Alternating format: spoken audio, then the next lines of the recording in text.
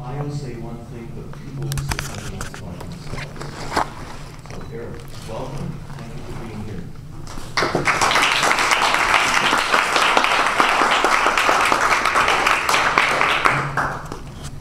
I'll move this microphone up here, but I think probably we're having many a room where bigger than this where I had to go without a mic. So, all right, well, my name is Eric Scheidler, and I am the oldest child of Joe Scheidler, who some of you may be familiar with. My father got involved in fighting abortion in 1973, shortly after the Supreme Court's Roe v. Wade decision. So I think we kind of come full circle here. You know, his career in the pro-life movement started with a Supreme Court decision, and now we are all waiting with bated breath for another Supreme Court decision coming up, which I'll be talking about a little bit on the Obamacare law. So I more or less grew up in the pro-life movement. From the time I was a little kid, there was a protest and everything, and I was almost arrested by security guards once at the NBC offices in Chicago because there was an episode of Cagney and Lacey, the TV drama, that was positively portraying abortion, and I was there leafleting. I actually got out of high school early to go down with my dad and do that protest and almost get arrested. And so this is sort of what I grew up with.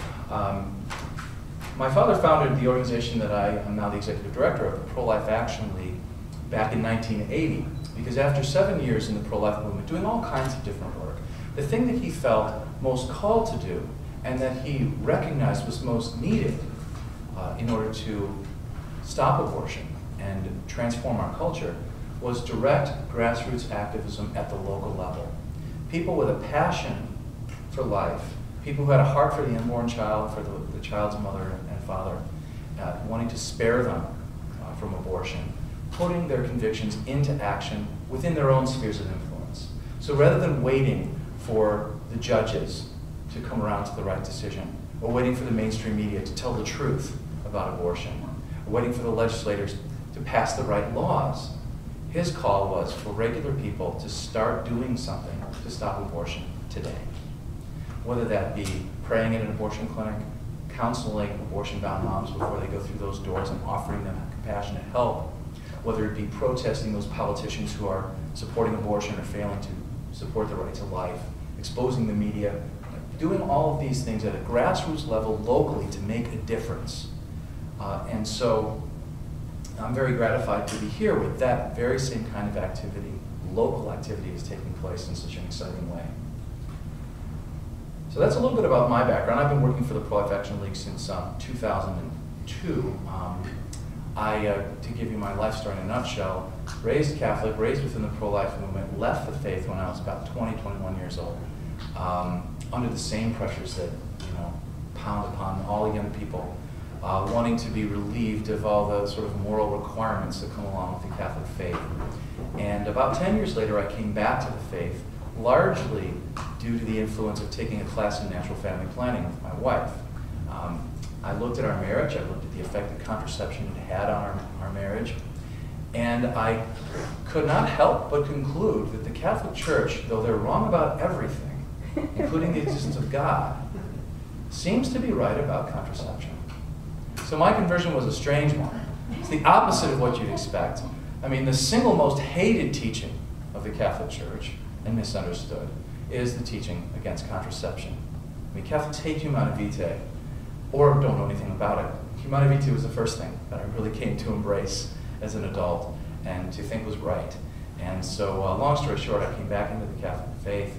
My wife started taking RCIA classes. Our 3 children were all baptized on the same day. I'd refused to have them baptized because I didn't want to be a hypocrite. And so people were congratulating my parents on the triplets of baptism, even though the kids were like 5, 3, and 2 at the time. But they assumed that Joe Scheidler's grandchildren are being baptized, they must be in triplets. But in fact, it was his apostate son coming back to the faith.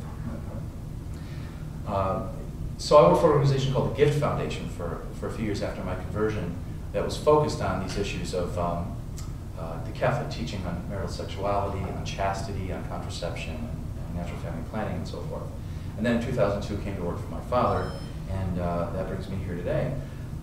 Now, a question that I've been asked quite frequently over the course of the last few months is, what is a pro-life activist doing fighting for religious freedom? Aren't you supposed to be out on the street protesting abortionists and, you know, sidewalk counseling and having rallies for that? And yes, indeed, that is my main work. But somehow I found myself in the position of leading the grassroots front of this fight against the HHS mandate and these other attacks on religious freedom. So I want to tell you a little bit about how that came to be, how I came to be the stand-up rally co-director. And I want to do that by way of looking at 3 different layers of reasoning for why Catholics must be opposed to the HHS mandate. So I'm going to give you those 3 key reasons that we as Catholics must be opposing this mandate, seeking its overturn, and then moving beyond it. And then say a little bit about where we go from here. So, reason number 1 that Catholics must oppose the HHS mandate is that fertility is not a disease. In August of 2011, President Obama and his Secretary of Health and Human Services, Kathleen Sebelius, announced the HHS mandate under Obamacare and its preventive services provision. Now, many of you I know have been fighting the HHS mandate now for weeks and are very familiar with the whole story and can probably tell me more details than I know even. But some of you may not know the whole backstory or the whole context of this thing, so I thought I would give a little bit of that.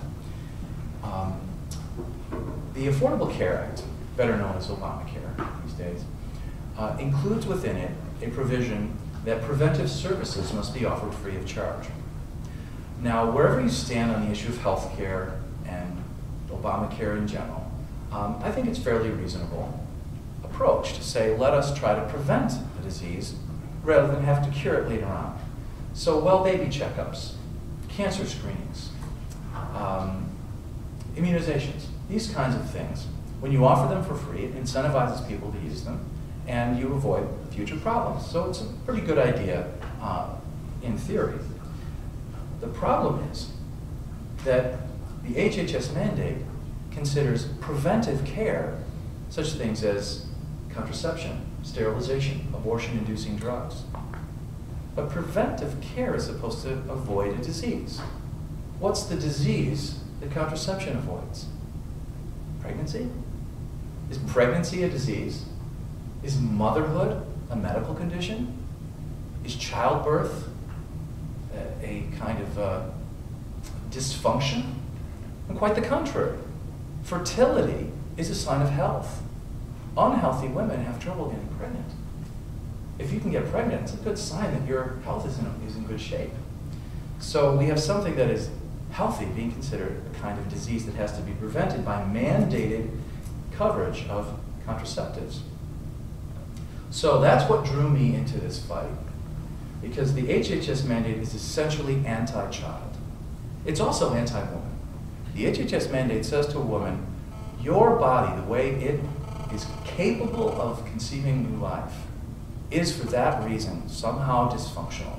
There's something wrong with you as a woman that you can get pregnant. We have to fix that by sterilizing you or by giving you contraceptives, or if you get pregnant, abortion-inducing drugs like the Ella morning after pill or Plan B. So I recognize the HHS mandate is a direct attack on the value of the life of the child and on motherhood, just like abortion is. When you think about it, abortion is an attack on childhood, on motherhood, on fatherhood. And that's why the devil is such a big fan of abortion. That's why he's brought abortion to our culture, so that he could destroy the family, which is the thing he hates the most. So that's what brings me to this fight in the first place. And I remember when I first heard about the mandate, I was terribly concerned for 2 reasons. One, I saw that this mandate had only come to us because the pro-life movement had failed to make the case against contraception over the past 30 years. This is something that my organization, the Pro-Life Action League, has been trying to accomplish. We held a couple of conferences back in 2005 and 2006 with pro-life leaders from all across the country gathering, closed-door, confidential meeting in Chicago, 2 different meetings held a year apart to talk about contraception and how everyone at that table admitted contraception is not the answer to abortion. That's true. Because when you add contraception to a culture, you don't prevent unintended pregnancy, you cause unintended pregnancy, because it changes the way people behave, as it would. You know, they find that when you give somebody a car with all kinds of extra safety features, some of the BMW cars can handle real tight cornering stuff, people drive more crazy because they can get away with it. You know, there's a case being made that there are more injuries in football because of helmets than the helmets have ever prevented, because the helmet becomes a tool. They feel like their head is protected, and the helmet becomes a tool for blasting into people and is causing injuries. So interesting. There are fewer skulls being split, fewer fractures of the skull, but more concussions caused by football helmets. So sometimes things don't work out the way you think. The law of unintended consequences. Contraception is one of those things. It leads to more abortion. It leads to more unintended pregnancy. It leads to more divorce rather than less. So I was disappointed to see the fruits of this neglect by the pro-life movement, this unwillingness to speak out publicly what we all know to be true, which is that contraception is not the answer. And secondly, I was disturbed to see how the focus immediately shifted to protecting religious freedom, protecting the rights of religious employers, instead of out-and-out opposition to the HHS mandate by the entire society. Now fast forward to January 2012, and our second reason that Catholics must oppose the HHS mandate. And that is, number two, religion doesn't happen only in church on Sunday. In January 2012, the HHS's narrow religious exemption was unveiled. President Obama, Kathleen Sebelius, declared that all employers of 50 or more people would be required to provide free contraception, abortion-inducing drugs, and sterilization through their health plans, regardless of any moral or conscious objections that they may have, except for religious employers. However, they defined as a religious employer only those who primarily serve members of their own denomination and who employ members of their own denomination and are concerned only with inculcating the doctrines of that faith.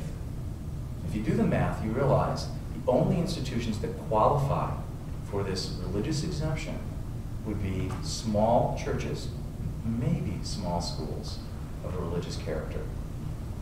So in other words, what you do on Sunday, worshiping as a community, counts as religion, but not when you go and feed the hungry, shelter the homeless, educate the young, care for the sick and dying. All these things that we do because our Lord told us to care for the least of his brothers and sisters. These things that we do, that our church does, and that we do in an organized way through our faith institutions, out of a religious impulse, is not considered sufficiently religious to qualify for that very narrow religious exemption. Then in February 2012, President Obama offered us his bogus accommodation, which was an insult to those of us who understand what it means to do the right thing, the difference between right and wrong. They claimed that instead of the employer having to provide these offensive services, the contraceptives, the sterilization, the abortion-inducing drugs, instead it would be the insurance company that would be paying for those things. In other words, you don't have to pay for babies to be killed, but the guy that you pay is going to pay for the babies to be killed. Well, that may be satisfactory to the hotshot lawyers in the Obama administration, but it's not satisfactory to a Catholic. Somebody who recognizes that we have a moral obligation to avoid participating in evil. And it's enough participation in evil to be paying the guy who pays the guy who does the bad thing than it is to be paying that guy directly. So that is no accommodation at all. An unprecedented assault on religious freedom like that, trying to redefine religious freedom to mean simply freedom of worship on Sunday within the walls of the church, absolutely had to be publicly protested. And I knew that that meant the pro-life movement was going to have to step up, because we are the only ones with boots on the ground. Think about it. How many protest movements are there in this country? There's a few. There's an immigration rights movement, and there's an anti-war movement, and there's a pro-life movement, and there's a few others that are out there. But only the pro-life movement has thousands, tens of thousands of people who go out to abortion clinics every week to pray and to counsel and to protest. Only the pro-life movement has networks of people who are filling baby bottles with coins on Sunday to send to the local pregnancy center to help out. Only the pro-life movement has these centers, these pregnancy centers all around the country that are reaching out and trying to help abortion-minded women, to help them to choose life. If anyone is going to protest the HHS mandate, it's going to have to be the pro-life movement, even though it's a little bit outside of our normal areas of expertise.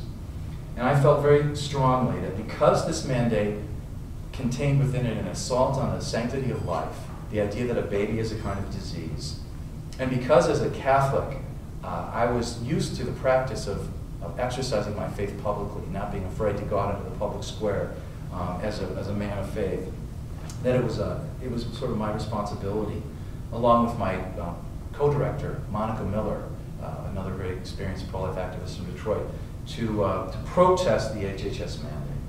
And so that's why we call for the March 23rd Stand Up for Religious Freedom rally that was held in 145 cities all across the country with over 60,000 people coming out to oppose the HHS mandate. How many of you attended the rally, any of the religious freedom rallies? That's fantastic. So you know what I'm talking about. The value of going out onto the street together to protest something. That event, I think, hit the reset button on this controversy in a lot of ways.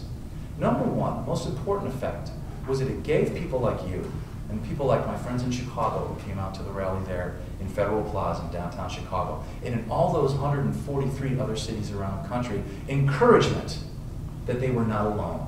So many people had heard about this in the news, they'd seen the lies coming from the White House, they'd seen the mainstream media repeating those lies, that somehow the concerns of religious employers have been accommodated by this shell game where the money's not coming directly out of your pocket, but we're still taking it out of your pocket and then kind of washing it and giving it to someone else. They were so discouraged to see how this thing was unfolding. When they found out that there was a national protest movement they could participate in, that gave them tremendous encouragement. It gave them enthusiasm, it made them feel like maybe we could beat this thing. So whether it was attending a massive rally like was held in downtown Chicago with 2,500 people coming out, or whether it was a small rally called at the very last moment where 20 people came out to their city hall and prayed together for an hour during that time, they felt tied into a national movement and they weren't alone. Somebody was telling the truth about this mandate and providing the tools that they were going to need to share that truth. So that was the first way that the March 23rd Stand Up for Religious Freedom rally made a big difference. The second way is that I think it encouraged our bishops to feel like they too could make a public statement. And I don't know this for sure, and I haven't been able to successfully have any sort of clear channel of communication with the USCCB despite, I can promise you, tireless efforts. I suspect that the success of the March 23rd Stand Up for Religious Freedom rally was the kind of brainchild or inspiration for the Fortnight for Freedom that's happening to various degrees all around the country. So I think that was a second result, was that it encouraged the bishops that they're not alone, because we very much were responding to their call for the lay people to protest and get out and do something about this.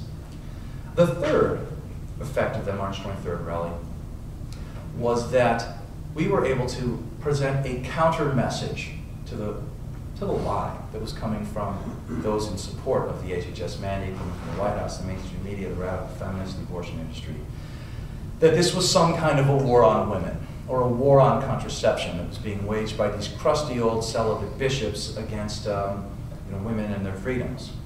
We were able to inject into that discussion this concept of religious freedom. Now, a lot of the spin is still out there, there's a lot of misinformation still out there, but the stories that came out of that March 23rd rally, because we called it Stand Up for Religious Freedom, they had to say that the name of the thing. They couldn't get around saying the name of the rally in their news reports. And so religious freedom, that phrase religious freedom, was injected into this discussion. The signs that we had that said Stand Up for Religious Freedom and Stop the HHS Mandate, the ubiquitous blue freedom signs and the red and white stop signs, we're seeing in news reports, on newspapers, websites, on television stations, described on the radio, all across the country. So even if reporters didn't understand the story they were reporting very well, even if they continued to tack on misinformation and spin, at least the message did get out there that we, though perhaps we're crazy, believe that this is an attack on religious religious freedom. And I think that's very significant. Americans don't like controversy. They may not understand why we have a problem with the HHS mandate, but I think it bothers them that we do. They don't want anyone to feel like their freedoms are being trampled, even if they're not sure they really get the picture as to why we think that's the case. So I was very gratified to see religious freedom entering into the conversation that was going on nationally about the HHS mandate. Now, in the wake of the March 23rd rally, as I began to reflect more and more on the situation and try to just get my head around what was wrong with this mandate and where we should be going, I hit upon what I think is the third of my 3 reasons that Catholics must oppose the HHS mandate very vigorously, and that is that faith institutions must be a part of healthcare reform and not be thrown under the bus. I really began to think about these issues more deeply, and I realized, you know, we should be stopping at calling for toleration of our sort of Amish-like problems with contraception, the way that they're understood. We have this sort of weird teaching, you know, and it's strange and exotic, but you know, maybe you could just tolerate it. No, it's not enough to demand toleration of our conscience objections, because healthcare itself is a legacy of the Catholic Church. You know, when in ancient times the plague would come through town, say a town in Greece would be stricken by the plague, the wealthy people would leave town. They'd go into the countryside where it was safe, where the air wasn't filled with fetid, plague smoke. They didn't understand how disease works, but they knew that if they left town, when the disease came, they'd be safe. Go up to the fresh air of the mountains. They would leave behind the poor and the sick who couldn't care for themselves, and they would die. Until the Christians appeared on the scene. Christians weren't like regular people, because when the plague came to town, the Christians would stay behind at the risk of their own health and safety and lives, and they would care for the sick. They were not physicians. Physicians didn't exist yet. No one had germ theory. They didn't have rubber gloves. They didn't have a nice clinic. But they did have basic care: food and water and a washcloth to wipe the brow of someone sick with the plague. And that basic level of care was just enough that many of those people survived. And in fact, sociologist Rodney Stark argues that Christian care for the sick was one of the main reasons that the church grew so quickly in the early centuries of the church. Because those who were cared for by the Christians and survived would become converts. And those who became sick would know the Christians were there to be counted on. And those who had fled to the mountains for safety were a little embarrassed by it, began to ask, who are these people who aren't afraid to face death for the sake of somebody other than themselves and their closest family? So it was a great practical move for the church because it brought in converts. It was a great PR move for the church because it showed that the Christians were a different sort of person. And it was from that basic level of care for the sick that the hospital emerged as an institution. The idea that you should devote resources to caring for the sick, and in fact try to find ways to care for them better. The idea that the physical world is not the realm of demons and angry gods, but is in fact a rational place created by a rational God that can be understood. That was the foundation for the kind of scientific inquiry that led to modern medicine. So both from the care for the sick aspect of it and from the scientific inquiry aspect, the hospital is a legacy of the Catholic Church. The university was invented by the medieval church to train theologians. And from that grew the universities that we have today. These institutions were born from the Catholic Church. And now we have an administration that seems to be intent on driving these religious institutions out of the public square, as if somehow the hospital and the university belong to the government and not to the church, not to the people through the church. So thinking about these things really got me to thinking about the incredible, fatal mistake that the Obama administration made when they decided to reform healthcare, particularly in the area of women's health. It occurred to me that the faith institutions that have been providing care to the sick and the dying, educating the young, sheltering the homeless, and so forth through the ages should be the ones at the table when healthcare reform is on the table, not the likes of Planned Parenthood. And that was another reason why I felt that as a pro-life activist, I had to be deeply involved in this issue. You've heard the old phrase, you know, the friend of my enemy is my friend, and the enemy of my friend is my enemy, and all that. Well, Planned Parenthood is, you know, my #1 enemy. I've been fighting Planned Parenthood for years. Back in 2007, Planned Parenthood opened an abortion clinic in my town where I live, Aurora, Illinois, about 30 miles west of Chicago. It was at the time the largest abortion clinic in the Western Hemisphere. Planned Parenthood has since built 4 or 5 more that are bigger. 22,000 square feet. They got their permits and applied for funding, all under a front company that they created. They lied to city officials about who they were, bald-faced lied about who they were. And I happened to live there and was working for a pro-life organization, so I organized local opposition to it, which hit an incredible fever pitch. We had thousands of people coming out to protest at this Planned Parenthood site in Aurora. National news coverage of this fight between Planned Parenthood, who wanted to open up this abortion clinic, and the local people. Even got international coverage. There was a newspaper from Sweden that sent out a reporter in the United States to come and cover this thing. So that was sort of my trial by fire fighting Planned Parenthood. They were finally able to open their facility. We were able to keep them closed for a few weeks, which did a lot of damage to their business because they had several abortionists lined up and they couldn't.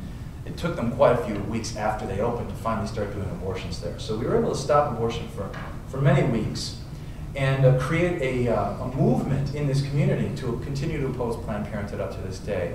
So that battle was very fruitful, and I learned a lot about the kind of goals that we need to have when we're fighting these kinds of issues. Building those networks of grassroots activists, people like yourselves who care and will come to events like this, was one of the fruits of that effort. And I learned a lot that I was able to use over these past few months in fighting the HHS mandate. So here we have President Obama choosing not to partner with the Catholic hospital networks, the Catholic universities, and other charities that have been serving the underprivileged, not just for a few years or decades, but for centuries, being shoved aside, and instead, Cecile Richards, the CEO of Planned Parenthood, is invited to come to the White House and talk about the health needs of women. Now, in reality, Catholic hospitals care for many times more poor and underserved people than Planned Parenthood does. But Planned Parenthood somehow, through their PR machine, managed to claim the moral high ground that they're the ones who care for the underprivileged in this country. And that's just a lie. You don't go to Planned Parenthood when your child has strep throat. Do women need a place where they can go with their child who has strep throat? I know my wife does. You can't go to Planned Parenthood if you break your arm. You can't go to Planned Parenthood for prenatal care, except for 1 or 2 places where they have a prenatal option just so they can say that they do. But in reality, you can't call your local Planned Parenthood and get prenatal care. You'd think that most women do become mothers, that prenatal care, OB-GYN care for childbirth would be something that they would need. It would be part of the health services you'd be providing them if providing women with health care was your main mission. But they don't do that. Planned Parenthood provides abortions. They provide contraception. They provide sexually transmitted disease screening so that their program of sex play, they don't call it the marital embrace, they don't call it making love, they call it sex play, so that the consequences of sex play will not be as bad. So they provide sexually transmitted disease screening. They occasionally provide mammogram referrals, but the extent of health care that they actually offer is pretty narrow, and certainly comes nowhere close to covering the needs of your average American woman. That's the partner that the Obama administration chose when they wanted to tackle the problems of health care that women face, rather than the institutions of care that have been for centuries providing that kind of care. Let's talk for a moment, this may be a little bit of a digression, about the place of women. We've been told that this is a war on women. Well, there's only one war on women. That's the war that the devil has been waging on women since chapter 3 of the Bible, of Genesis. The enmity between the devil and the woman. The woman can give life, and so the devil attacks the woman. Life, the birth of a child is to the devil the most offensive thing that happens in the world. New life coming into being, a new soul being created by God, an eternal soul being created by God.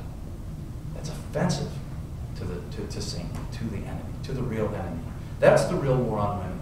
And the church is fighting for women and has been from the very beginning. You know, before the Catholic Church came into existence, women were like chattel. Women could not own anything. They had unless they were very wealthy women, daughters of the emperor, of the very wealthy. A lot of women was very, very poor. Now, going back to Rodney Stark, the sociologist who's explored some of the ways that the church expanded over the early centuries of our history, he argues that the simple fact that Christians believed women to be children of God with an inherent dignity that had to be respected led to a massive population explosion amongst Christians, because women, females, could not be treated as property. The ancient Romans would marry girls at the age of 10, 11, and 12. And while in theory they weren't supposed to have sexual relations until the girls came to maturity, they would anyway. And so it was quite common for girls in ancient times to have been rendered infertile by the sexual abuse that they suffered by having been married off at such a young age. The Christians wouldn't do that because marriage was a sacrament. Marriage required free consent, or it did not count. Marriage was not valid unless the man and the woman both assented to it, because women have an inherent dignity, and because Christ talked about man and woman coming together as one flesh. And so the role of the lot of women was radically improved once Christians appeared on the scene. Feminism, properly understood, is a direct outgrowth of the Catholic faith and the idea that both men and women have dignity. And very, very much of it has to do with the position of Our Lady in our devotional lives. We venerate a woman above all other non-divine human beings because she became the mother of God and said yes. All the freedom of conscience that we recognize in ourselves, the freedom to say yes to God, reached its ultimate expression when Mary said yes to God's call to become a mother, to become the mother of God. And so that we are somehow engaging in a war on women is deeply offensive, because precisely the opposite is true. The Catholic Church has exalted women above any status that they ever had before. And the chief of our saints is a woman. In fact, the chiefest of all. I mean, who is the next most popular saint after Mary? It's got to be Saint Teresa of Lisieux, yes? Another young woman, lived a cloistered life. And we look to her as a champion, a soldier for Christ. I mean, I read her writing and I'm breathless with how tough and smart she was. You know, I'm 45. She never got to be 45, and she's smarter than I'll ever be at that very young age. So this is not a war on women. And so with that background in mind, with the truth of how concern for the lot of women and concern for the poor and the sick and the dying that led to the creation of hospitals, with that understanding in mind, I realized that there's more to this story than just demanding toleration of our conscience objections, but in fact, we need to be demanding a place at the table for faith institutions when healthcare is on the table with our public discussion. And so that's what we called for in the June 8th Stand Up for Religious Freedom rally. That however healthcare reform will be revisited, whether the Supreme Court's going to throw out Obamacare and we'll start from scratch, or whether we have to try to tear it apart, whatever happens, maybe some future court case comes along, when next healthcare reform is on the table, sitting at that table must be representatives of the faith institutions that are doing the actual on-the-ground care for the poor, for the sick, for the dying. So, we're not just asking to be allowed to get some exemptions in there for us. We're asking for those faith institutions that are needed for healthcare reform to succeed to be there at the table next time around. Because I think what we're really fighting for here isn't the rescission of this HHS mandate. We are fighting for a robust place for faith in the public square, because our country needs it. This is not just about our prerogatives and our rights that we get to do our thing. No, this is about how society needs us. They need people of faith. And our founding fathers knew it. That's why they wanted to protect religious liberty. There's a lot of misunderstanding about that. I recently read a fascinating article about the Declaration of Independence and that phrase, pursuit of happiness. It's a very misunderstood phrase, and sometimes it's the only one that people look at. We have the right to pursue happiness. In other words, I get to seek pleasure. That is not what Thomas Jefferson meant when he used that phrase. Pursuit in the Declaration is meant not in the sense of seeking something, but rather the practice of something.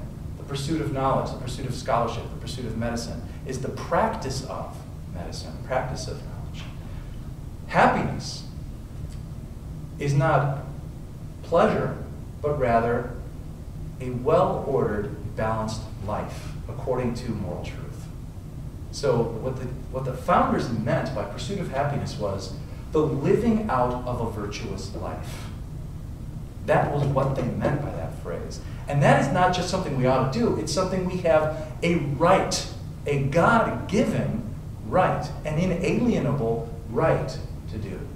Inalienable means not only it can't be taken away from you, but you can't give it away. You cannot give away your right to life, your right to liberty, your right to live a virtuous life according to the transcendent moral truths.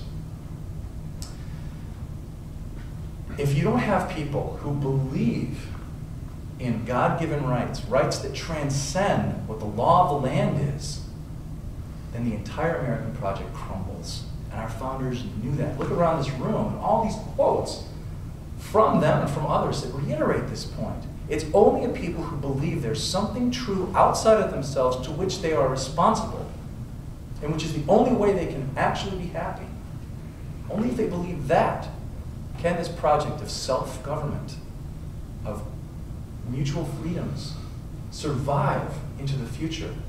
So again, this is not just a question of trying to seek our sort of ghetto where we're allowed to live out our weird Catholic life, but rather a responsibility to answer the founders' call for people of faith to engage in public life and Christ's call for us to serve the least of his brothers and sisters in a public way through the organizations that we create as a faith community. That is what we're fighting for. We're fighting for nothing less than the continuation of this great country that we all are blessed to live in. And that's the perspective that I think I've come to understand through this battle. So in a way, I'm actually grateful to President Obama for bringing this controversy in 2012. Because it's clarified for me why I love this country. It's clarified for me why I love this church. It's also clarified for me the need for the kind of grassroots, massive networking that has taken place over the last several months of this battle. You know, for many years, I was seeking some kind of a way that I could be operating on a more national level. You know, I know some people in this part of the country, some people in that part of the country, what a difference it would make if there were, say, maybe 20 or 30 cities around the country where there was someone I could call and say, hey, we're going to do this protest, or here's an issue we need to be fighting, or here's a national issue, or here's what's going on in your state that you need to be doing something about, making phone calls. Lo and behold, thanks to President Obama and the HHS mandate, there are now 200 cities across the country that have been networked together on this fight.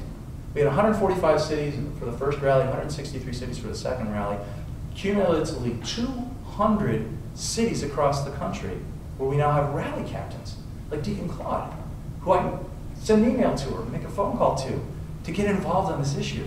Thanks to President Obama, there is now a network of faithful people who want to put their convictions into action in public life. through a public direct grassroots activism. So thank you, President Obama, for all those great gifts.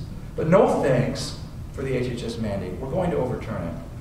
So where do we go from here? Very much depends on the Supreme Court's ruling, which may come tomorrow. I hope it's tomorrow. I'm done for sick and tired of waiting and being all nervous about it. I understand it'll be either Monday or Thursday, though it seems like all bets are off and nobody knows what's going to happen, but most likely Monday or Thursday. And how they rule on Obamacare is going to determine what our next steps may be, and also how it's received. And maybe if we have time for questions and answers, we can explore a little bit what the options might be. But you know, the HHS mandate could be gone tomorrow, but the attack on religious freedom will not be gone. The city official who says to one of my rally captains, "Oh, you can't hold that rally in the park because it's a religious event," that's still there. Of course, the very fact that it's a public park is the reason why you can hold a religious event there. Because the state can't say, yeah, the Boy Scouts can do something, and the high school band can do something in the park, but the church can't do something in the park. It has to be a level playing field. Religious institutions are not to be deprivileged in relation to other institutions. Well, I heard that story over and over again. City officials, police, who believe that if it's religious, they're allowed to shut it down in a public space. That continues, and that's just, you know, typical. It's all over the country. There was an in vitro fertilization clinic opening up in Naperville, a neighboring city next door to the town I live in, Aurora, Illinois. And we went to the city council to try to convince them to not approve the plans for the IVF clinic. We had lots of reasons, zoning reasons, and traffic and so forth, and also you're going to be discarding tiny little human beings in their very first days of life, or putting them on the deep freeze for endless decades, and who knows what their fate will be, and that's simply wrong. We talked about why in vitro fertilization is wrong from first principles, from natural law, from simple justice. No one brought up God, and yet speaker after speaker in favor of this in vitro fertilization clinic told us that we were trying to impose our religion on them.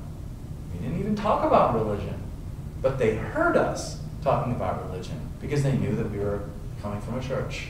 So our views were sidelined because of our religious faith. And this kind of thing is happening all over the country.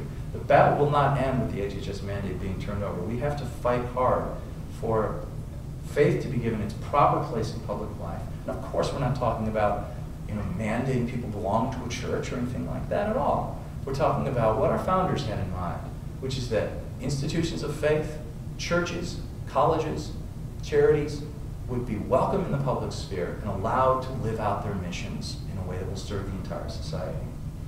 So we'll have to see what the Supreme Court does to know what our very specific next steps will be. But there are a few things that I can suggest right now. Number one, pray for our country. Pray for our country. I happen to be a Byzantine Rite Catholic, and in our state we have sort of everything. You know, nothing ever changes in the Eastern churches. We use the same type of egg paint that we used, you know, 1,700 years ago to paint our icons. We have the same penitential prayers, petitions, during our liturgies, and we always pray for our president, government, and all those in authority, and so I exhort us all to be praying for our country on a daily basis. But we must not stop with prayer. If we've learned anything from the fight against the HHS mandate, it is that our faith life cannot be hidden away in the cloister, in the church building, in the quietude of our homes where we pray. Prayer is the foundation, but we build upon that foundation. Just as Saint Benedict said, ora et labora, work and pray, work and then pray. I'm sorry, pray and then work, ora et labora. If we pray, then we have a strong foundation for doing something. That's something we learned from this fight. So what can we do? Watch for future rallies, protests, vigils, and other opportunities for you to take part in this fight. If you haven't visited the Stand Up for Religious Freedom website yet, please do, and sign up for email updates. It's at standuprally.com, standuprally.com, where we'll be posting news from different rally captains around the country as they plan events over the coming months so that people can get plugged into those things going on locally. Educate your friends and family and encourage them to get involved.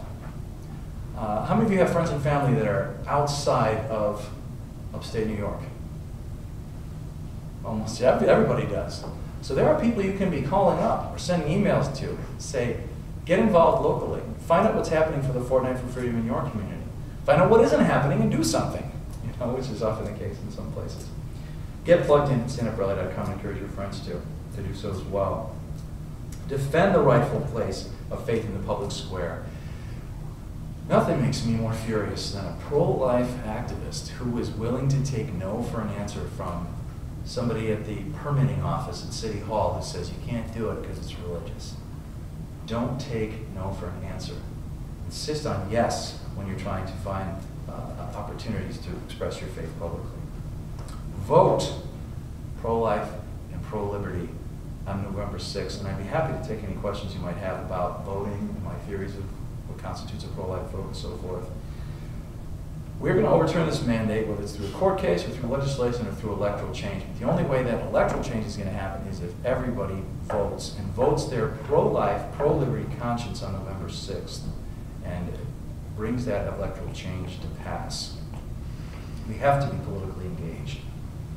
And finally, kind of to come full circle to some of the things I said about my own conversion and what got me involved in this fight in the first place, I'm convinced we really need to seize this opportunity to boldly share the Catholic vision of sexuality. At the heart of it, the most urgent matter on the table right now is religious freedom. Contraception is the context in which the battle is taking place. If we lose on religious freedom today, God knows what's going to come next. Our government could just declare that it has some kind of an interest. If our government has an interest in forcing religious employers, whether they be Catholic hospitals, Catholic universities, or a Catholic entrepreneur who owns a business, to force them to violate their conscience, they have some state interest in getting all women contraceptives, regardless of whatever conscientious objections you may have to it. What comes next? Why can't they declare the state has an interest in providing religious wedding ceremonies to all people, regardless of whether they will, whether they're a man and a woman or two men, or whether they intend ever to follow any of the church's teachings about openness to life? There's really no end to the intrusion on the activities of religious associations that would take place if this mandate is allowed to stand. So that is the central issue, religious freedom. But let us not lose this opportunity to talk about the context too, to talk about contraception. We have a very misunderstood, but very august teaching. We have a beautiful vision of what is possible in the way of self-control, in the way of virtue, in the way of self-gift, that I think people will receive if we have the courage to offer it to them. What is the church saying when she says to a man and a woman, you can't use contraception within your marriage? It sounds like a stern kind of an order, a stern demand to make. But behind it is a deep faith in the dignity of husbands and wives to dig deep within themselves with God's grace to find the capacity to be heroically virtuous. And she says that to everyone. Our church does not discriminate and say, well, there are some people who can choose this path, this higher path of virtue. But most people can't. That's essentially what Planned Parenthood is saying. We can't count on young people, or really anybody much, to exercise sexual self-control. So we have to mitigate the disaster that comes from that lack of self-control. We don't really have faith in people's ability to exercise virtue in this area. But the Catholic Church does have tremendous faith in people's capacity for virtue, for goodness, for self-sacrifice. And that was really what attracted me to the Catholic faith. This institution that I had rejected and decided was wrong about everything was saying to me, you know what, Eric? You can say no to your deepest desires. You can say yes to self-sacrifice. You can say yes to your marriage. You can say yes to your children and their needs today and the future children you may have. You can say yes to all those things. You are enough of a man, enough of a human being of dignity and honor to say those things, to say no to vice, to say yes to virtue. I found that embracing, exhilarating, to be considered to have that level of heroism possible to me through God's grace. And so as somebody who came around on this issue, came from being a radical atheist to being a defender of the church's teaching in Humanae Vitae, I can attest to the fact that this teaching is attractive to people when presented with courage, with compassion, with reason and understanding. And so I want us to, as we fight for this critical issue of religious liberty, that we also seize this opportunity to share the Catholic vision of sexuality and sexual virtue, because it will be embraced by many who have never heard about it before, many within our own churches who have never heard about it before. They've done us a favor in some ways, because there are women and men in this country today who 2 months ago didn't know the church still teaches against contraception, but thanks to this controversy at least found out about it. They don't understand it yet.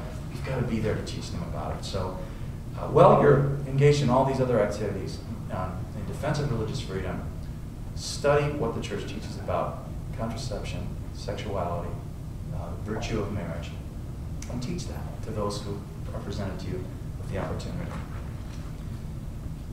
So thank you so much for the opportunity to come here and speak to you in Canandaigua, I hope I pronounced that right. And, you know, I said it real fast. And to be a part of this incredible program over these 2 weeks. And I'd be happy to take any questions if we have time.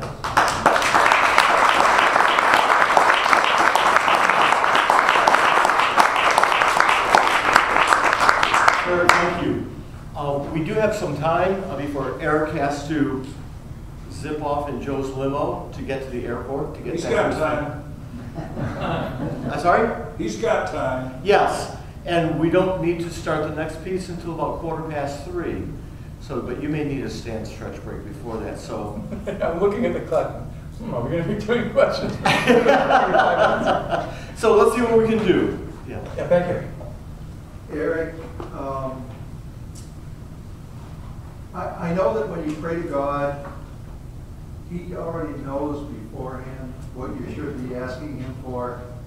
But I've also heard the country western song about the guy that got divorced from his wife, and he went to his priest and said, I really hate her, but I know you're going to tell me not to. And the minister said, you know, that's right, you're supposed to pray for your wife even though you've got a divorce. And he says, okay, God, can you have her fall off a cliff? At any rate, my question is, if we're going to pray to God, do you have any words of wisdom about exactly what we should ask Him? Yes. I really only pray one prayer. And the reason that I am Byzantine Catholic is because of this prayer. And that is, Lord, have mercy.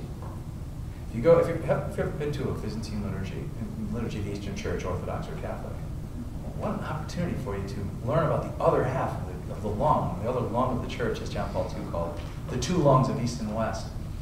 In the Eastern Church, throughout every liturgy, over and over again, I never really counted, but it's got to be hundreds of times, we pray, Lord, have mercy. After every prayer, you know, for peace in our times, for angel peace, to save and faithful guide and guardian of our souls and bodies, let us pray to the Lord, Lord, hear our prayer. Or, I'm sorry, Lord, have mercy.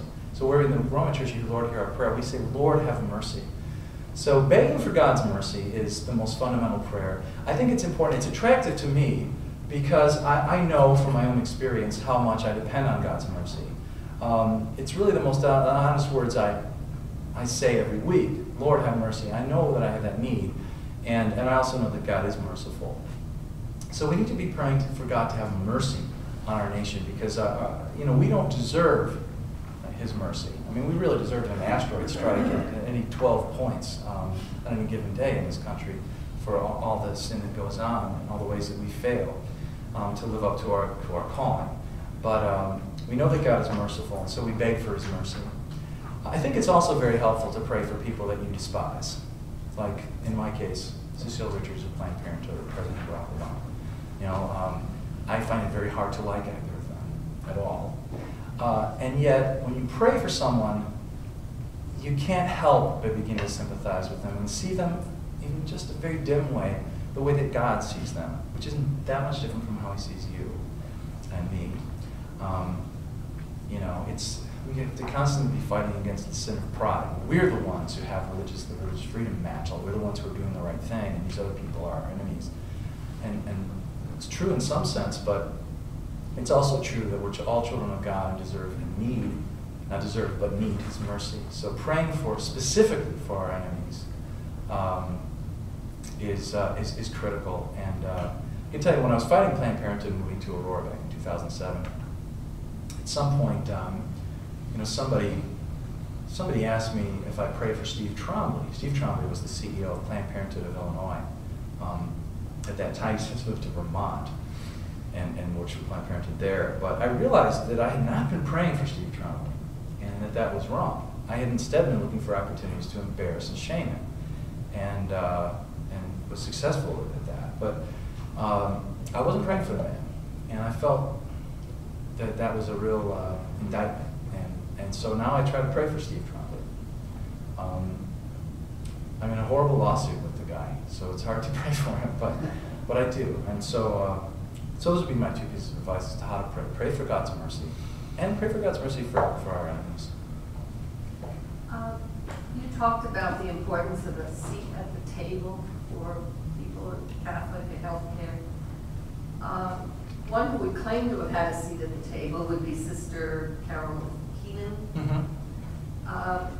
And others who have had seats at the table have claimed to be Catholic, and yet by their very words and lifestyle, what these people have done is undermined Catholicism and our teachings, and they've caused great public scandal, and they've misled Catholics. So my question is, how do we approach the seat at the table without having that diversion, so that the other side, if I can use those words, can't really say, well, you had seats at the table. Right, they will tell us, well, you were there, this person and that person. Well, I think it's important to note that Sister Keenan came out last week with a statement supporting the bishops and opposing the HHS mandate. Finally, it kind of came around. I don't know what pressure was exerted there, but I think there must have been some real pressure coming from up high. And I think, though, that the lesson there, it's not a lesson any of us can do much about other than prayer. Our bishops need to clean house.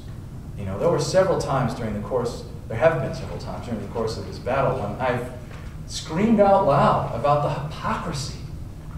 We have in Chicago, at our Catholic, one of our Catholic hospitals, Election Brothers, has an abortionist on staff. Now, that's a horrible scandal. We have someone doing an investigation of how hard it is to get contraceptives from a Catholic hospital. It's easy. You can get a referral for sterilization. At times, they've had part of the building sort of technically rented out to someone else to do the sterilizations and provide the contraceptives, or even the abortions, so that technically, in some technical sense, the church institution isn't doing them. All right, that is scandalous. That is scandalous, and it's also deeply wrong. And so, all this highfalutin language about the integrity of our institutions and how we're opposed to contraception, you can't force us. But you're dispensing contraception. We've had Catholic universities, thankfully, change their policies in light of the HHS mandate to stop providing contraceptives. That's a good thing, but what's horrifying is that they were providing contraceptives to students and employees. So there's some tremendous hypocrisy going on here, and a real need to clean house, so that we can have confidence that if someone goes before a congressional panel or speaks to the president or to a senator about a law that they're putting together in the name of the Catholic Church, that they truly represent the church and what the church teaches, what the church knows to be true about these vital issues. So, very good point. We need to be praying for our bishops and encouraging our bishops to clean house and make a difference and I would change always things. point out that Kathleen Sebelius, the author of the HHS mandate, is Catholic. That's right. Kathleen Sebelius is a Catholic with very close ties to the abortion industry. Chair, thank you very much for this very interesting talk. I wanted to know if you could give us your perspective on the importance of Catholics being involved in politics.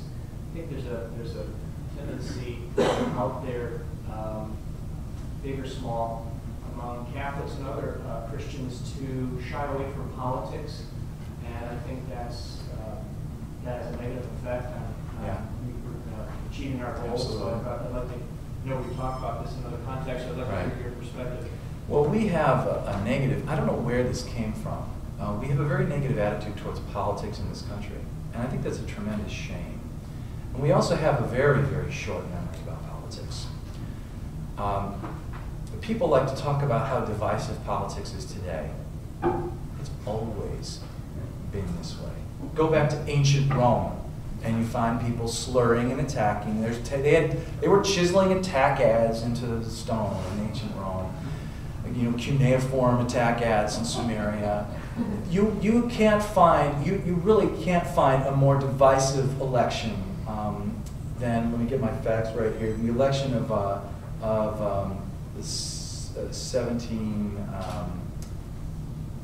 1800, I believe. Yeah, when Thomas Jefferson was elected. Am I right about that?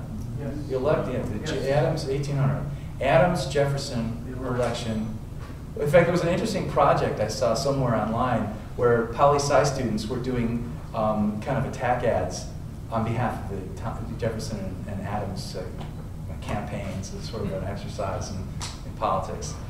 I mean, they said horrible things about Adams and about Jefferson. So, you know, that's just the nature of the thing. You've got to, you know, hold your nose, but that's human nature. People are going to attack each other when the stakes are high, as they always are when it comes to power, politics. So that's no excuse for not being involved.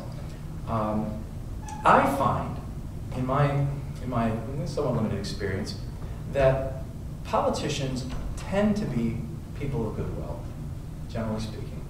The all politicians are evil line that people use as an excuse not to be involved or not to vote or not to care or not to follow politics is just not true. Many politicians do have self-interest. Many of them are persuaded too much by the desire to be reelected. Absolutely. I'm not saying they're all virtuous in every regard, but I think generally speaking, they want to do the right thing and they want to listen to what their constituents have to say. So we have to set aside these stereotypes, these caricatures, and try to actually get to know our elected officials. Case in point, there's a woman, and I can say her name here because she doesn't want people to know who she is, but you guys aren't going to meet her. Her name's Jean. Jean is a former nurse. She stopped being a professional nurse to raise a very large family. And her husband, who passed away, was an architect. So she has a lot of knowledge about buildings and how they work, and about medicine and how it works. So she decided to start investigating the abortion clinics of Illinois to find out whether they were being inspected or not by the state, as required by state law. Well, she found out that of the 21 abortion clinics in the state, 9 of them don't even fall under any state inspection regime, including all of Planned Parenthood's clinics. 2 of the busiest abortion clinics in the entire state will never be inspected because there's no law that would make them be inspected. Of the other, 9 of them fall under a category of pregnancy termination treatment centers, PSTCs. The PSTCs, the 9 PSTCs are supposed to be investigated and kept up to standards, but they never are. And then there's 4 ASTCs, the ambulatory surgical treatment centers, like where you go to, say, have bone set or something like that, minor surgery centers. They're supposed to be regulated and inspected every 2 years. And none of the abortion performing ones are ever inspected. Some of them haven't been inspected for decades, going back to the early 90s. So she started doing all this investigation, filing all these Freedom of Information Act requests from the state official, Department of Health, and got all these horrible results. So she went to her state rep, Jack Franks, and told him about it. Now Jack Franks is strongly pro-choice. It's a reliable pro-choice vote down in Springfield, our capital. But Jack Franks also knows Jean because he buys her kids prize animals at the 4-H fair every year. She lives on a little farm, they raise goats and chicks and pigs and stuff.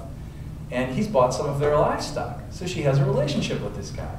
And she went and told him about her findings. Well, here's this pro-choice guy who's now calling up the Illinois Department of Public Health and saying, wait a minute, why aren't you guys inspecting these clinics? What about women's health? What about women's safety? 3 abortion clinics have shut down in the last year in Illinois because of these investigations, instigated by one woman and her phone, her fax machine, and the state rep that she appealed to, who's not on her side on this issue. So we can make a tremendous difference on that, at a very grassroots level of politics. To take it to the level of voting, and maybe this is one of the questions that someone was about to ask. What does it mean to vote pro-life, to vote for a pro-life candidate? There's a mistaken idea out there that to vote pro-life means to vote for the most purely pro-life candidate on the ballot. And that is not what it means to vote pro-life. Because if it were, then you'd have to write in the name of the local pro-life activist, or maybe even Jesus, on every single ballot in order to be voting for the most pro-life person. No. It's much more simple than that, really. We are to vote in such a way that we will do the best good for the unborn child and the justice that is due to that child. So in the state of Illinois, in 2010, that meant that I had to vote for pro-abortion senatorial candidate Mark Kirk. I voted for Mark Kirk. He's now kind of down with a stroke. He's not able to attend Senate anymore. Why did I vote for a pro-abortion Senate candidate? Well, he was up against a guy named, I forget his first name, his last name was Julianis. Julianis was the Democrat candidate, even more pro-abortion than Mark Kirk. Mark Kirk was endorsed by Planned Parenthood, so was Julianis. They gave him a lot more money. I knew that if Mark Kirk, a Republican, was in the Senate, that the pro-life leadership in the Senate would have more power. And so I voted for the candidate that would help the pro-life cause the most, even though he himself is not pro-life. You see? I wasn't, when I voted for Mark Kirk, the question on the ballot did not say, Mr. Scheidler, who do you think is the best person in the world of these two? Who do you think is the one who should be canonized as saint? Who's the one who represents everything that you believe? And on every single moral or political issue, they agree with you. That was not on the ballot. That wasn't the question on the ballot. What was the question on the ballot? There wasn't a question on the ballot. There are no questions on ballots, unless there's a referendum. Shall the people do this? Shall the people do that? All the ballot says is pick one. So, how would I have felt on election day if Julianis had been elected instead of Mark Kirk and I hadn't voted for Mark Kirk when I knew the result that I wanted? So what I say to people is, look, if you will wake up on November 7th after election day and see that there has been no change in who will be occupying the White House in January, and you're fine with that, okay, throw your vote away on some third-party candidate or write in Mickey Mouse. But if you can honestly say to yourself, you don't want that result, you want there to be a change, then participate in the change that you want. Be honest with your vote. That's my exhortation. Vote honestly. Because if you honestly would rather have the guy who's, 65% pro-life rather than the guy who's 0% pro-life, then be honest. Tell the truth. Don't lie in the ballot box and pick somebody else. As if the question is, can you identify the purest pro-life person? It's not a puzzle. It's not a trick question. It's a real question. Which do you actually prefer? And if you really do have a preference, then put that on the ballot. I think that's your responsibility as a voter. Over here. A couple of things. One, when you said that maybe it doesn't seem like the pro-life movement and the movement regarding religious freedom don't quite go together, I think for my husband and me, it just seems so obvious that they did go together. Yeah. There just seemed no question to us. So I assume you've heard that from a bunch of people, but I hope you have. But if you haven't, I'm telling you that's how it was for us. That's how it was for me too. Okay. Yeah. And then I just wanted to point something else out too. We've been on the website many times, and since the June rally, we've only been on it a few times after the rally because we've been so busy with the whole team getting ready for this. But one thing that's been a little difficult in this region, in this area, has been getting cooperation from, let's say, clergy and a lot of people from other other kinds of, from Christian denominations, and also a natural ally is the Orthodox Jew.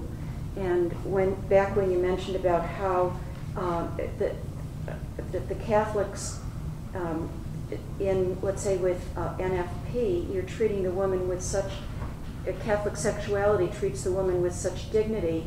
Well, in Orthodox Judaism, other than there's a statement someplace that says, "Thank God I was not born a woman," and other than like the men sit in the front and the women sit behind the mechitza, they sit in back. But basically, the women are treated with such tremendous dignity, and they are such a natural ally, and yet there's a hesitancy there. So what I was going to say is, if there's a way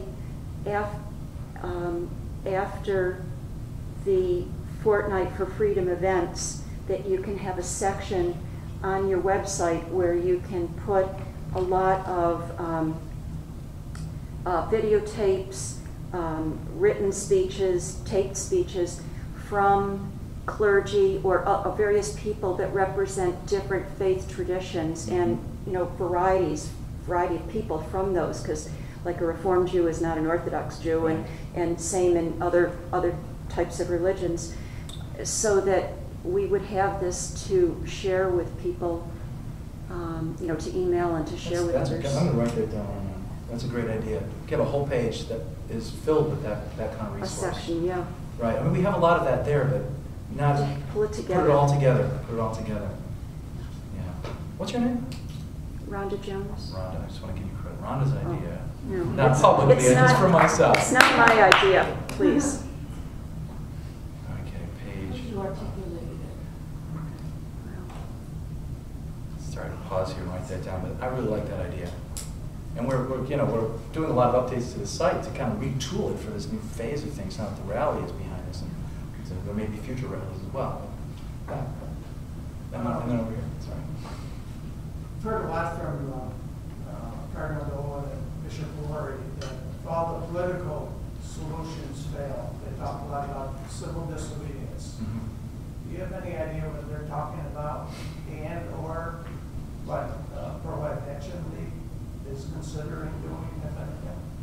I'm not sure exactly what they mean by that kind of civil disobedience. I think some people have the impression that they mean taking to the streets and breaking windows or something, but I don't think that's what. I mean, it's strange if they would mean that. I don't want to badmouth the bishop, but I've been looking at the Pride movement now since I was 6 years old, and I haven't seen the bishops. I'll just say courage isn't the first word that would come to mind. But I think what they're really talking about is employers being willing to suffer the consequences of being shut down or fined into oblivion by the government. I think it may primarily mean religious institutions. So your Catholic hospitals, your Catholic universities, Catholic charities, and others being willing to literally shut down. I mean, imagine the effect, and I think that would be very effective. If, where I'm from, Chicago, if the Archdiocese of Chicago were to shut down their schools, to say in early August, there will be no Catholic school in Chicago, the impact on the state would be profound. I mean, it would be instantly bankrupt. How are you going to pay for all those kids to go to the public schools? Where are you going to put them? It would wake people up to the role that these kind of institutions play in public life. The risk, of course, is that this may be exactly what those who have a statist idea in mind are wanting. Let's get rid of the Catholic institutions, the hospitals, the schools, and so forth. So there's a risk to it as well. But I think what they have in mind is primarily a refusal to pay the fines, a refusal to implement the plan by those who are being required by law to do it. I'm not sure what I, as somebody who's not an employer of 50 people, would be able to do in the way of civil disobedience that would be relevant to this, because I don't think that sitting in or breaking the law in the kind of a protest context really would make sense or achieve any ends. But we'll have to wait and see how things unfold. Question right over here. I really enjoyed your presentation. Thank you. I appreciate you being here. Do you have any thoughts on how it is that we can promote a greater appreciation of the pro-life movement and the religious freedom issue within our diocese, particularly at the parish level. So, for example, we have all sorts of good things that go on in our parish. I love my parish. But I got to tell you, we have Mass today. We have announcements about coming events all week. And guess what's not mentioned? You know, there's not one word about this. And I don't want to go negative. I'd like to stay positive. But do you have any thoughts about what we can do to encourage? Eric, could I just make a comment on that? Yeah, absolutely. We didn't have any cooperation in our parish, or very, very, very little too. We started with the laity. We started just with a deacon who had a vision and a number of people who wanted to be around and help on that. But we started ourselves, and you could do the same thing. You've got to get a few people that will lead along your way, and you start. You just take our pattern. I mean, talk to the deacon, because we have a pattern, and go and pursue it. And you'd be surprised. Sometimes a priest or another deacon may follow, and they, get it. We finally got in the bulletin an ad about our event here. But it was like the week before. We but got that too. it happened. Okay. Excuse me for. Absolutely, your point well taken. I mean, if you're wondering who's responsible for getting the information about this event in your church bulletin, look in the mirror. You. So number one is to step out and be the one who will try to get things going in your parish. And I think the key to making that work is to put yourself at the service of your pastor. When you go, and I've seen this over and over again. If you go up to your pastor and say, you ought to be doing this, or you ought to have this in the bulletin, or our church needs to be more pro-life, that's, first of all, discouraging. I can tell you as a leader, when someone comes up and criticizes the way you're doing things in a mean way, it's very discouraging. You're trying to do your best, and someone doesn't appreciate it. And secondly, it puts work on their shoulders. You're saying, Pastor, you need to do this, this, this, this, and this, in addition to all the other work. Pastors are very overworked. Instead, we have to be putting ourselves at the service of the pastor and saying, just assume the best. Say, Father, I know you're very pro-life, and I'm sure you'd like to see our church being more accountable. I'd like to help by setting up a table to recruit people to go and pray at the abortion clinic from our parish, or by having a speaker come in to share this pro-life message with the parish. So putting yourself at the service of the pastor in an invitational way where you're always inviting and offering to help.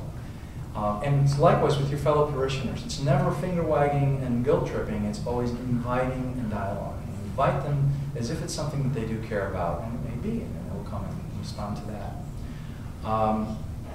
The second thing is to as Larry mentioned, do what you can with whom you have to work with. And I've seen people spend so much time and energy angry about who's not helping instead of working with those who are willing to help. So, I mean, and sometimes it's very painful. Doing these stand-up for religious freedom rallies, some of the dioceses were outright hostile. Some were extremely cooperative and helpful, and bishops came out to speak. And down in Miami, the bishop spoke in Miami and Fort Lauderdale, both. They had to organize their rallies so we could speak at both of them. It was just incredible. But there were places where the bishops or the bishops of, henchmen were extremely discouraging. And I had to talk to some very, very unhappy people who were having real crises of faith because of the lack of support that they were getting. And my advice to them was that you can't be held back by that. Do what you know is right. If the pastor won't give you approval to do things within the church, you're sitting there on Sunday, you can talk to people, you can talk to a phone tree and get things going in other ways if there's some resistance there. So do what you can, Basically is what it comes down to. Do what you can in a way to help the pastor, inviting people to be part of it, and then not worrying about those who say no, because there's always going to be lots of them. There's a question over here. I'm a Protestant, and I just want to say thank you for putting this together. I came here because a friend of mine invited me. But you had 3 points that every Protestant can get behind and stand up with you. And I'm here not because of, I'm here because they're stealing our religious freedom by standing against us.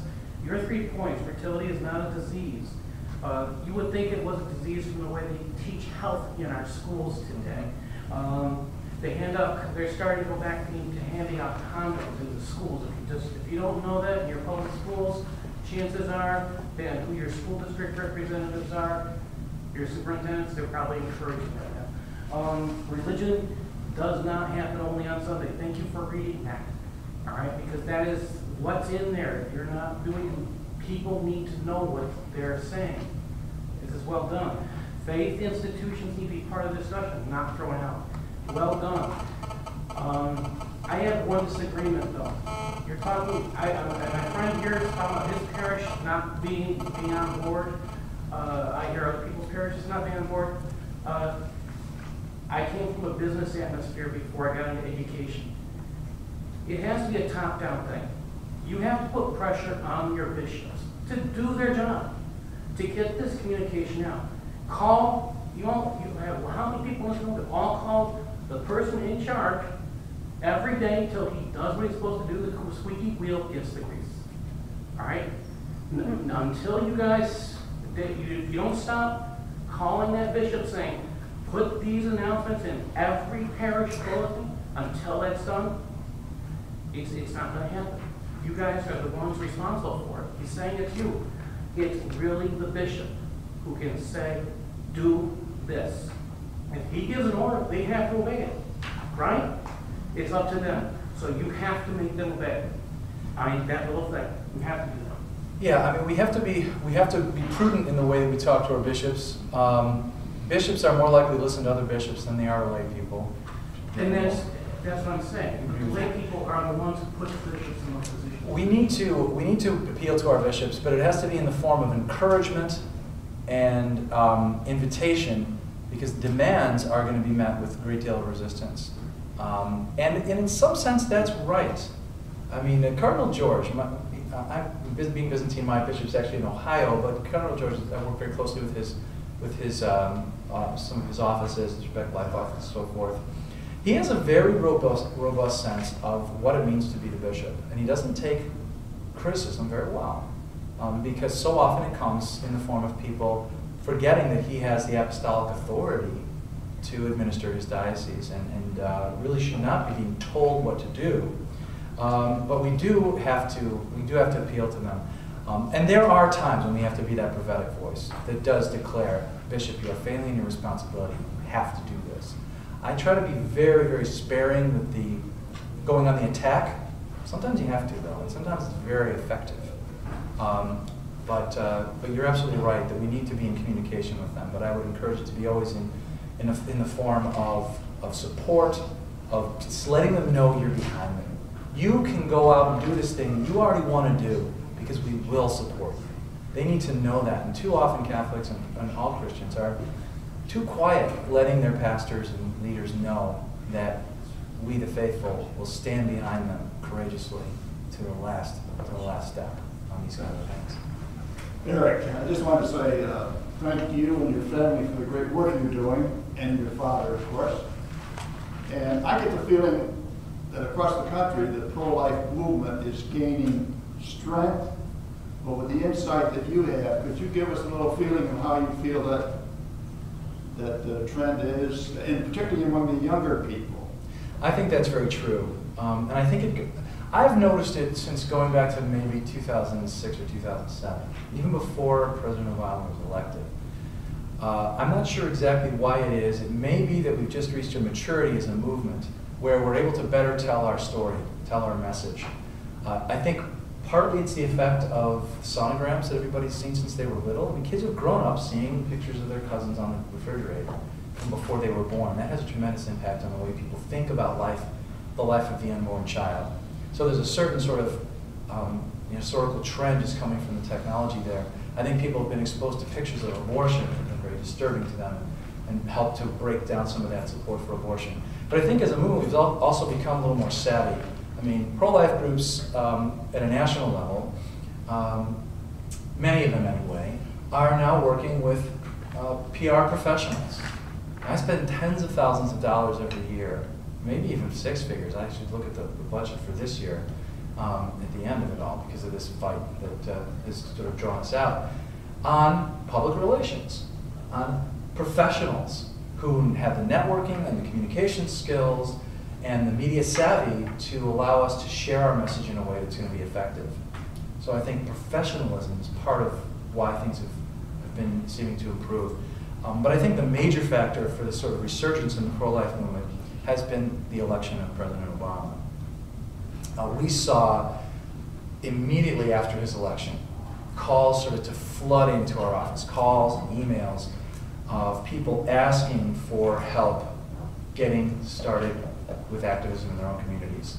They had seen the election of the most pro-abortion presidential candidate in American history, and they responded by recognizing the need to get busy locally, doing what they could do. And so I think that's been a very important factor. People have really rallied around trying to fight that administration, and rightly so, because it's been disastrous. The young people, I'd like to give a lot of the credit to my sister, Annie Castleman, formerly Annie Scheidler. She formed a group called Generations for Life shortly after college. And Generations for Life is a subsidiary of the Pro-Life Action League. It's our youth outreach division, and they created a curriculum for pro-life youth groups. And from that curriculum, some really incredible pro-life leaders have been raised up. How many of you are familiar with the pro-life flash mobs, where the kids all bring the yellow life balloons out and go and combat the pro-life? The yellow what? Yeah, they're kind of going, their videos are going viral. Pro-life flash mobs. They've been showing up all over the country. They bring these yellow balloons that say life on them, and they're filled with joy, and they'll come out to, like pro-abortion rallies, and they'll just bring joy and enthusiasm and public prayer. Well, that all stems from my sister's work. She's the one who founded the groups that eventually were able to flourish on their own into these incredible youth pro-life groups. So I think my sister Annie is another reason why pro-life youth movement is growing. Yeah, there was a question here. Were there any others over here? I didn't have a question. I just had a comment on that public relations. Since this thing has occurred with the mandate, there's been ads on TV and web ads that the Catholic Church has put out that are phenomenal, that speak of the virtues of the church and things that are undeniable in the fight. Right. And put them in fight and they come out stronger. I think those are going to bring some Catholics back to the church. Yeah, and then I know the video you're talking about. What's the name of that video? Forged in Fire or something like that? From, hey, check it out. It's from a sermon booth called Catholics Called to Witness. Catholics Called to Witness. They're based in Florida. And the video is really amazing. He takes these three issues of religious freedom, sanctity of marriage, and the pro-life movement, and really in a very creative and robust and encouraging way makes you feel like, yeah, not only can we fight for these things, but we really must fight for these things, and we can win. So I think there's a real, especially on the marriage issue, I think there's a change taking place, and people are finally getting the courage to talk about it and getting their footing, finding the messaging that works, and using the new technology. We're finally doing an end run around some of the media outlets that have refused to tell our story. We're telling it ourselves in ways that's reaching a lot of people. A lot of people who have been coming to this event are people who either are convinced or are mostly convinced but just want to learn things better. And I was just thinking about the younger people, like the preteens and teens and maybe college students. Over this summer, a lot of them are going to be wasting a lot of time, and it would be great if some of them could have some introduction to things that they haven't really thought about or learned about. We've just been soaking things up. I'd love to see more teens here at these events.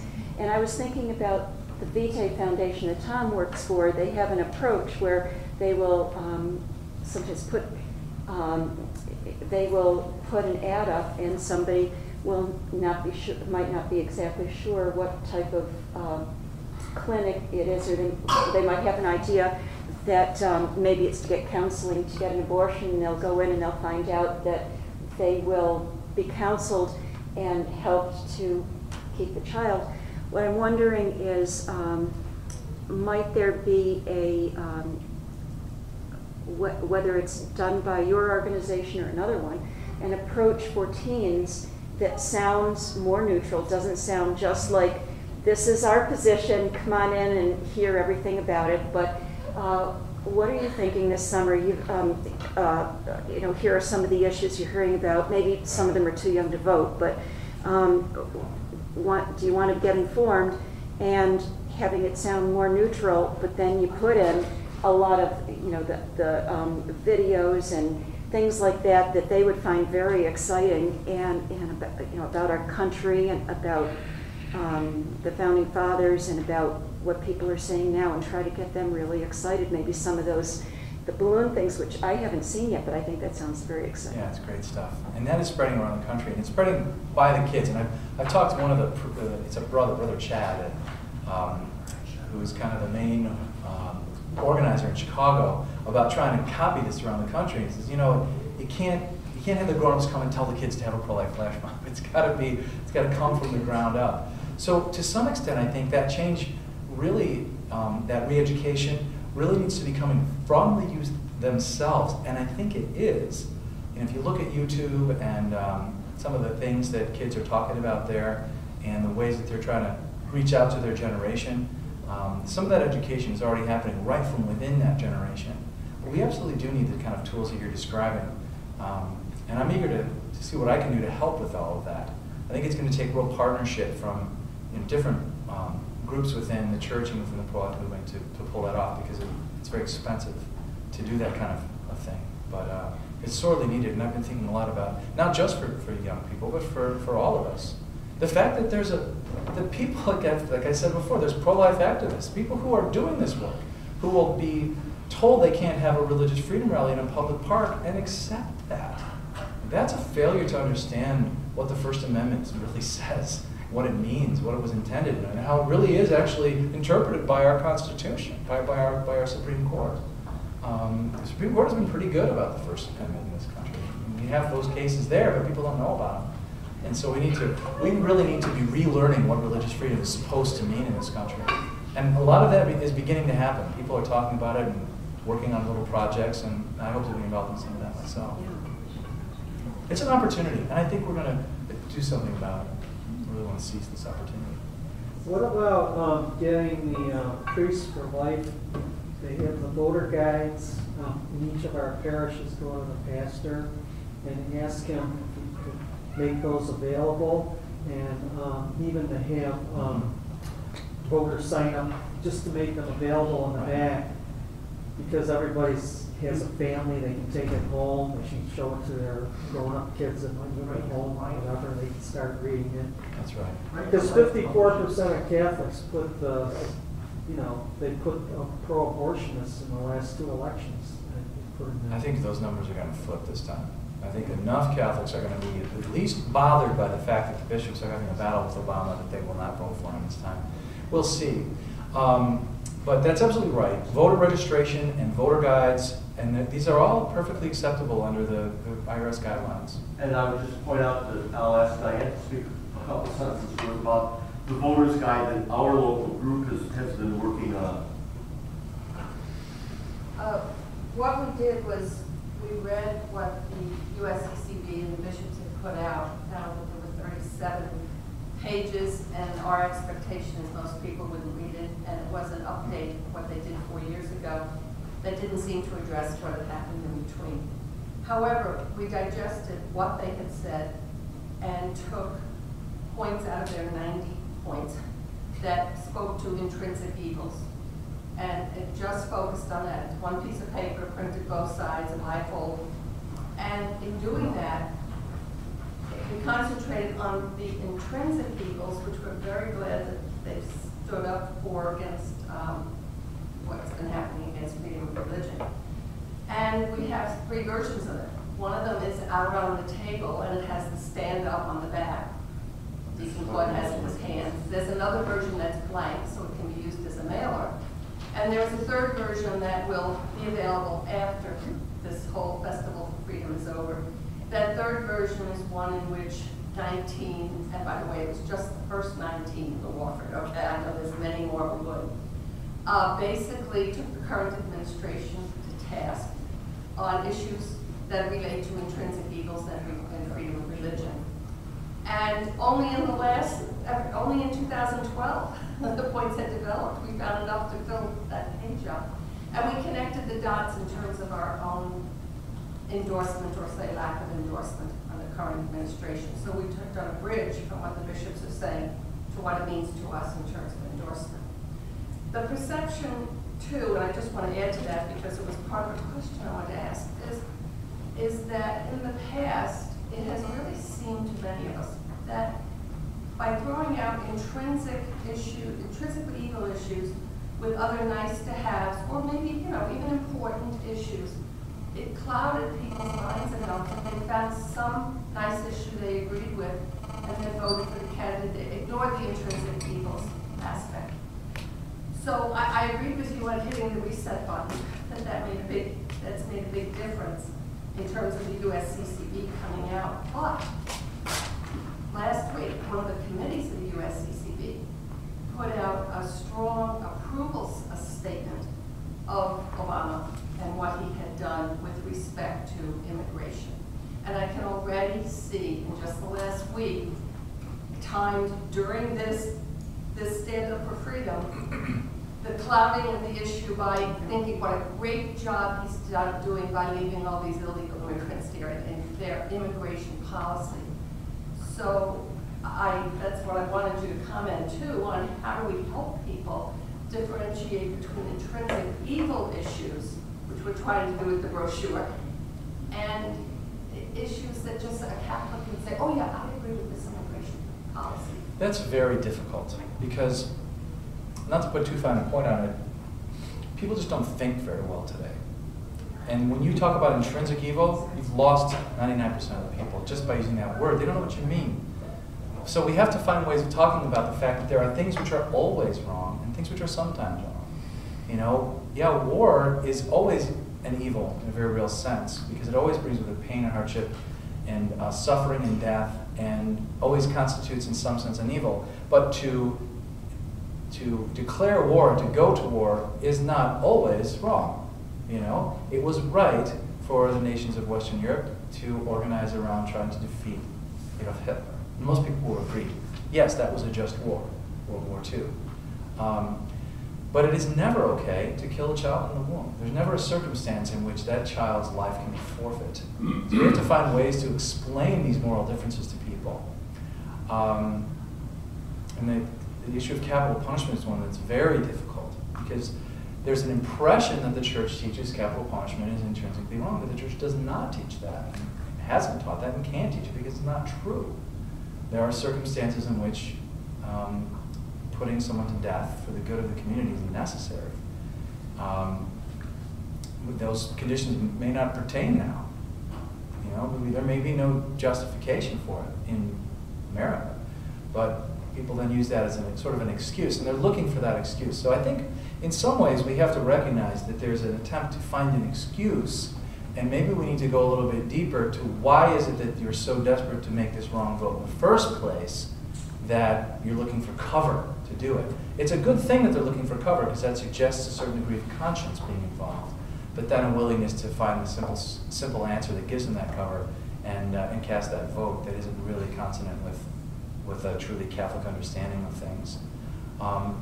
Resources like those offered by Priests for Life on elections and on intrinsic evils and so forth. I think there's another group, maybe the Catholic Answers is a piece about that, I'm not sure. But we will be, and are even now, back in Chicago, trying to compile some of those resources at the standuprally.com website. We're going to be putting in a new voting and elections main section this week that'll have some of the resources that were mentioned earlier that we can use to try to engage people correctly on these issues and to recognize what is non-negotiable and what is negotiable. People can have differing opinions about how to go about dealing with immigration problems. One of the ways that should not be on the table is to declare yourself Emperor of America and ignore Congress. So it's just, I haven't seen the document you're referring to, but it matters how we do things, not just the intention with which we do them. And to abrogate the rule of law is never a good idea for those kinds of policies. So we have a tough road to hoe there. We haven't even taken our stand-up stretch break in part 2, but that's going to happen later.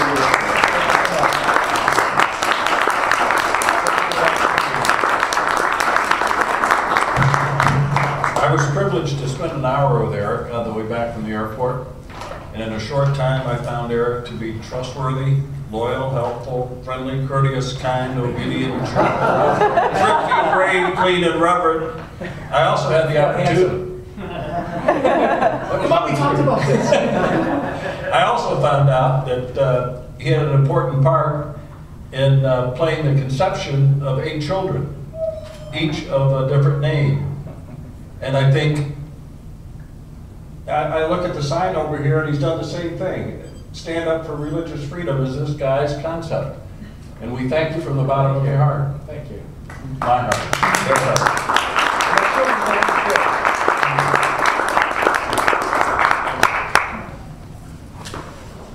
We'll resume at 3:30. The 3:30 piece is the video travelogue of Washington, D.C. That was put together several years ago, which really cites the context of God as it appears on government buildings, as it surrounds the whole ambiance of our nation's capital. So if you can stay, that'd be wonderful.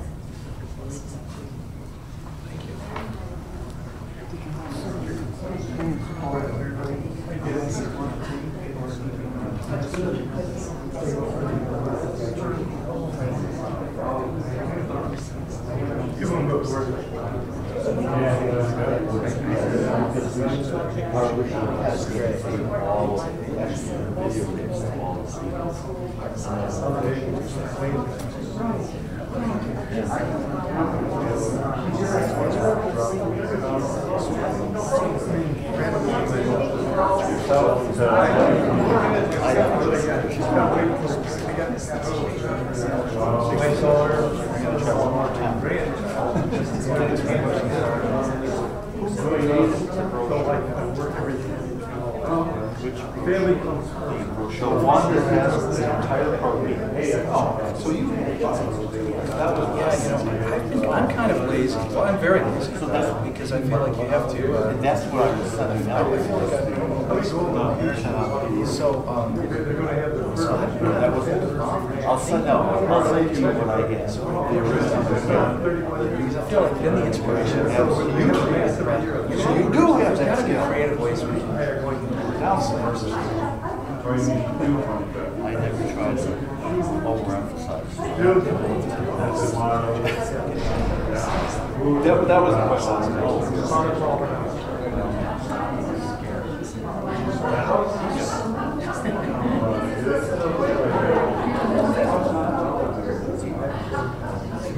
Thanks for coming. Thanks for your ideas too. I love it. And all the stuff. Hagen, hi, Chris. Give a great talk. Kind of. He's actually not doing a Catholic because he was treated so well. Oh, really? So it seems.